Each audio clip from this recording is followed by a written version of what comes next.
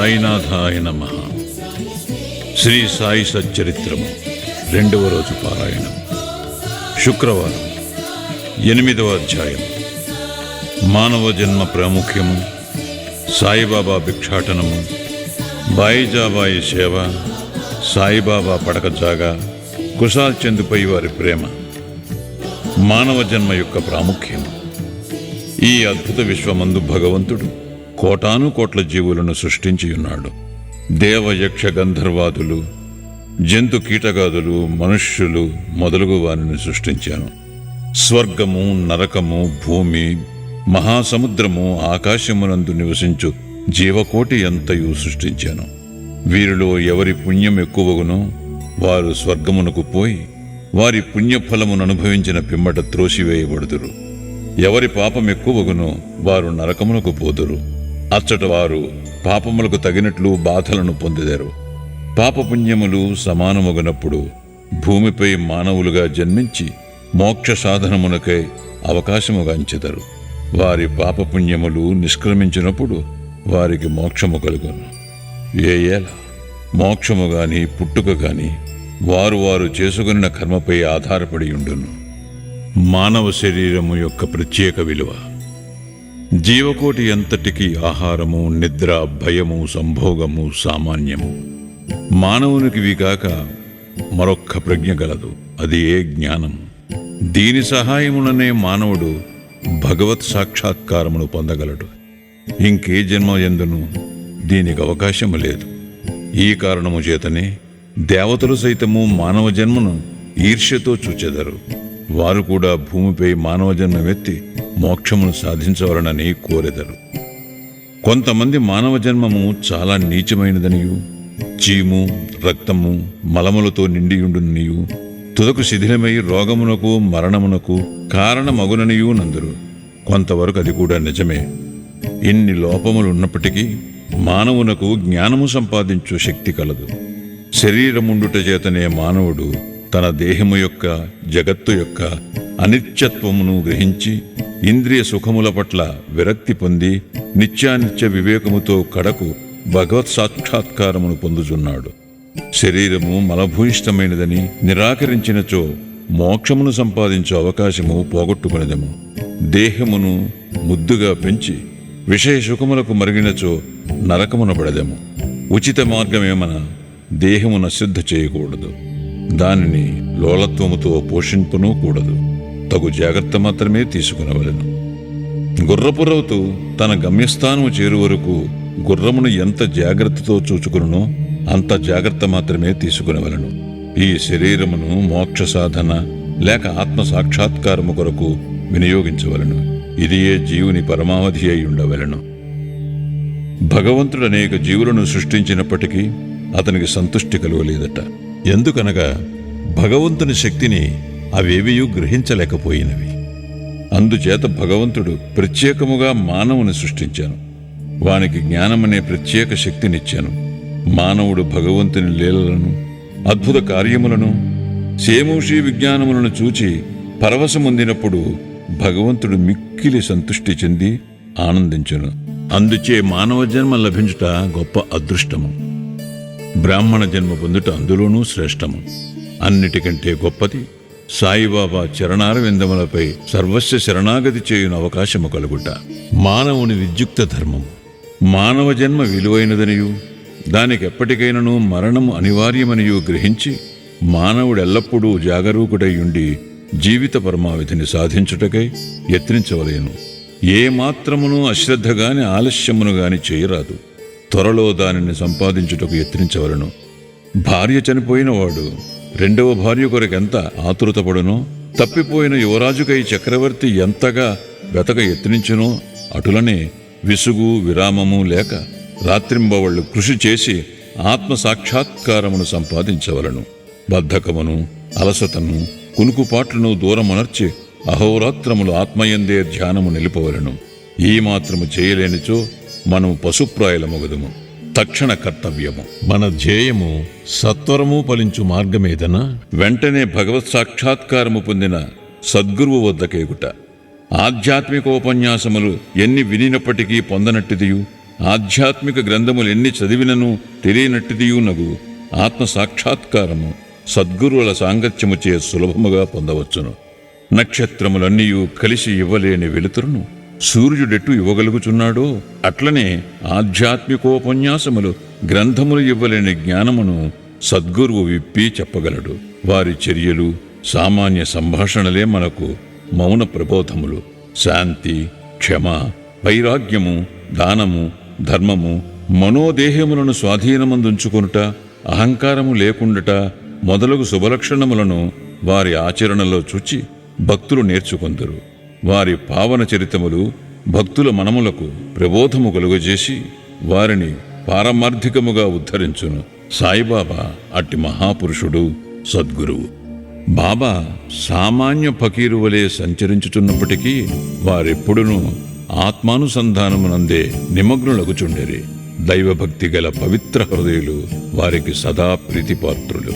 వారు సుఖములకు పొంగువారు కారు, కష్టముల వలన కృంగిపోవారు కారు. రాజైనను నిరుపేదైనను వారికి సమానమే. తమ దృష్టి మాత్రమున ముష్టివాణిని చక్రవర్తిని చేయగల శక్తి ఉన్నప్పటికీ బాబా ఇంటింటికి తిరిగి భిక్షనెత్తిడివారు. వారి భిక్ష ఎట్టిదో చూద్దాము. బాబా యొక్క భిక్షాటనము. షిరిడీ జనులు పుణ్యాత్ములు. ఎందుకనగా వారి ఇండ్ల ఎదుటనే కదా బాబా భిక్షుకుని వలె నిలచి, అమ్మా రొట్టె ముక్క పెట్టు అనచూ దానిని అందుకున్నట్టుకు చేయి సాచిడేవారు. చేత ఒక రేకు డబ్బా పట్టుకుని భుజానికి ఒక గుడ్డజోలి తగిలించుకుని భిక్షాటనకు పోయేవారు. బాబా కొన్ని ఇండ్లకు మాత్రమే భిక్షకు పోయేవారు. పులుసు, మజ్జిగ వంటి ద్రవ పదార్థములు, కూరలు మొదలగున్నవి రేకు డబ్బాలో పోసుకొనడివారు. అన్నము, రొట్టెలు మొదలగునవి జోలులో వేయించుకునేవారు. బాబాకు రుచి అనున్నది లేదు. వారు జిహ్మను స్వాధీనం అందించుకునేది కాన అన్ని పదార్థములను రేకు డబ్బాలోనూ జోలెలోనూ వేసుకునేవారు. అన్ని పదార్థములను ఒకేసారి కలిపివేసి భుజించి సంతుష్టి చెందేవారు. పదార్థములు రుచిని పాటించేవారు కాదు. వారి నాలుకకు రుచి అనున్నది లేనట్లే కనిపించుచుండెను. బాబా భిక్షకు ఒక పద్ధతి, కాలనియమము లేకుండెను. ఒక్కొక్క దినము కొన్ని ఇండ్ల వద్ద మాత్రమే భిక్ష చేసేవారు.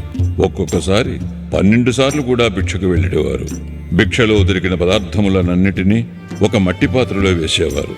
దానిని కుక్కలు, పిల్లులు, కాకులు బిచ్చలవిడిగా తినుచుండేవి. వాటిని తరిమేవారు కాదు.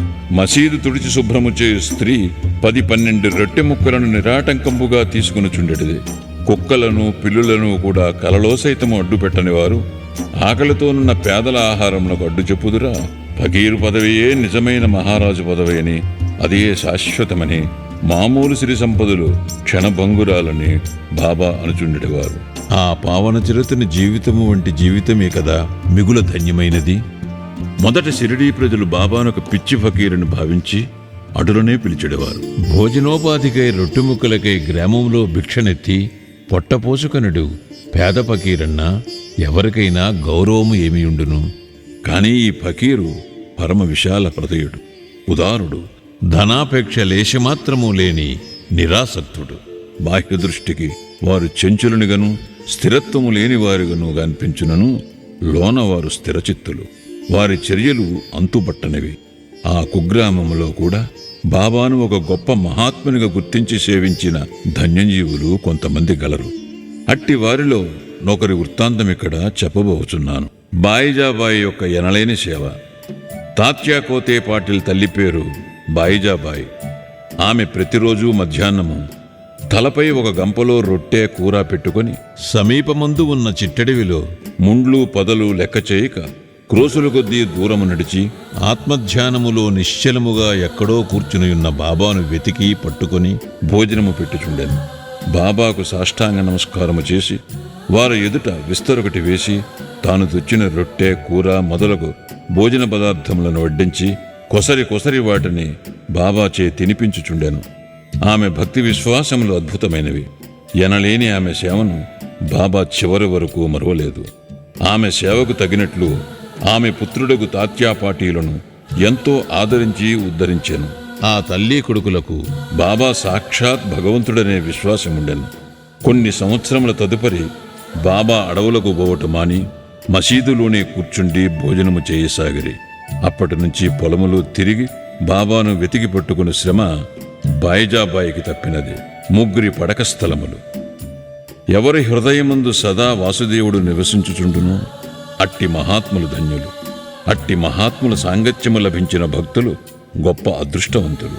తాత్యా కోతే పాటిల్, మహల్సాపతి ఇద్దరూ అట్టి అదృష్టశాలురు. బాబా వారిరువురిని సమానముగా ప్రేమించుడివారు. బాబా వీరిరువురితో కలిసి మసీదులో తమ తలలను తూర్పు, పడమర, ఉత్తరముల వైపు చేసి మధ్యలో ఒకరి కాళ్ళు ఒకరికి తగులునట్లు పండుకునడివారు. పక్కలు పరుచుకుని వానిపై చతికిలపడి సగము రేయి వరకు ఏవేవో సంగతులు ముచ్చటించుకునేవారు. అందులోనెవరికైనా నిద్ర వచ్చుచున్నట్లు కనిపించినా తక్కిన వారు వారిని మేల్కొల్పుచుండిరి. తాత్యా పడుకుని గుర్రు పెట్టినచో బాబా వానిని ఇటునటు ఊపి వాని శిరస్సును గట్టిగా నొక్కుచుండెను. బాబా ఒక్కొక్కసారి మహల్సాపతిని అక్కున చేర్చుకుని అతని కాళ్ళు నొక్కి వీపు తోమిడేవారు. ఈ విధముగా 14 సంవత్సరములు తాత్యా తన తల్లిదండ్రులను విడిచి బాబాపై ప్రేమచే మసీదులోనే పండుకొనెను. అవి మరుపురాని మధుర దినములు. బాబా ప్రేమానురాగములు కొలువరానివి. వారి అనుగ్రహము ఇంతయని చెప్పుటకు అలవి కానిది. తండ్రి మరణించిన పిమ్మట తాత్యా గృహబాధ్యతను స్వీకరించి ఇంటిలోనే నిద్రించుటకు ప్రారంభించెను. రహతా నివాసి కుశాల్ చంద్. షిరిడీలో తాత్యా తండ్రిగారైన గణపతిరావు కోతే పాటీలును బాబా ఎంత ప్రేమాభిమానాలతో చూచెడివారో అంతటి ప్రేమాదరణలతో రహతా నివాసియగు చంద్రభాన్ సేట్ మార్వాడిని చూచుచుండెరి. ఆ సేట్ మరణించిన పిమ్మట అతని అన్న కొడుకుయగు కుశాల్ చంద్ను కూడా మిక్కిలి ప్రేమతో చూచుచూ అహర్నిశలు వారి యోగక్షేమం మరయుచుండెరి. ఒక్కొక్కప్పుడు టాంగాలోను, మరొకప్పుడు ఎద్దులబండి మీదను బాబా తన సన్నిహిత భక్తులతో కలిసి రహతా పోవువారు. రహతా ప్రజలు భాజా భజంత్రీలతో ఎదురేగి బాబాను గ్రామ సరిహద్దు ద్వారము వద్ద దర్శించి సాష్టాంగ నమస్కారములు చేసేవారు. తర్వాత మహావైభవముగా బాబాను గ్రామములోనికి సాదరముగా తీసుకుని వెళ్ళేవారు. కుశాల్ చంద్ బాబాను తన ఇంటికి తీసుకుని పోయి తగిన ఆసనమందు కూర్చుండజేసి భోజనము పెట్టేవారు. ఇరువురును కొంతసేపు ప్రేమోల్లాసములతో ముచ్చటించుకునేవారు. తదుపరి బాబా వారిని ఆశీర్వదించి షిరిడీ చేరుచుండెడివారు. షిరిడీ గ్రామమునకు సమాన దూరములో ఒకవైపు దక్షిణమున రహత, మరోవైపు ఉత్తర దిశయందు నీమ్గాం ఉన్నవి. ఈ 2 గ్రామములు దాటి బాబా ఎన్నడూ ఎచ్చటికీ పోయి ఉండలేదు. వారెన్నడూ రైలు బండిలో ప్రయాణము చేసి ఎరుగరు. రైలు బండిని కనీసము చూచి కూడా ఉండలేదు. కాని సర్వజ్ఞుడైన బాబాకు బండ్ల రాకపోకలు ఖచ్చితముగా తెలియచుండెడివి. బాబా వద్ద సెలవు పుచ్చుకొని వారి ఆజ్ఞానుసారము ప్రయాణము చేయువారులకు ఏ కష్టములు ఉండేటివి కావు. బాబా ఆదేశములకు వ్యతిరేకముగా పోవారులు అనేక కష్టములు పాల్గొచుండెరి. అటువంటి కొన్ని సంఘటనలను మరికొన్ని ఇతర విషయములను రాబో అధ్యాయములో చెప్పెదను. 8వ అధ్యాయం సంపూర్ణం. సద్గురు శ్రీ సాయినాథార్పణమస్తు. శుభం భవతు.